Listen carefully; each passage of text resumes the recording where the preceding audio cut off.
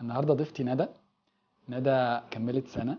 ندى اللي مختلف فيها انها درستني قبل ما تعمل العملية. ممكن بقى انت تحكي للناس اللي انت عايزاه. انا فعلا كان عندي مخاوف قبل العمليه، فما كانتش سهله عليا ان انا اجي اعملها كده، ولا كان اهلي موافقين عليها. فقعدت اعمل ريسيرش سنتين على يعني ايه عمليه تكميم وايه هي العيوب بتاعتها، ومين الدكتور اللي ممكن اعمل له او يكون افضل حد يعملها. طبعا اسم دكتور احمد جالي، يعني ظهر لي في الريسيرش زيه زي اي دكتور تانيين مشاهير بيطلعوا على التي في والكلام ده كله. بس انا الديفرنس هنا او الفرق ان انا لقيت ناس انا اعرفهم في حياتي وبشتغل معاهم اوريدي عملوا العمليه، وما شاء الله كانوا اكتر من فرد.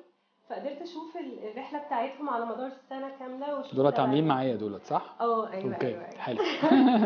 ف ومش تكميم بس، على فكره كان في تحويل مسار كمان. اوكي خسيتي قد ايه؟ كنت قبل العمليه 107 كيلو، وحاليا انا بقيت 65 كيلو.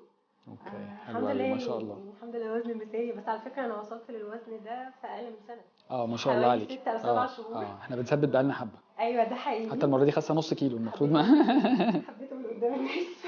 حلو بس قوي. ثانك يو من هنا تسلم. لاخر الدنيا، مش عارفة اقولها ازاي. كلامك جميل خالص ويا رب كل الناس زيك ثانك يو بإذن الله. ثانك يو ميرسي. شكرا. تعالوا يا جماعة تعالوا.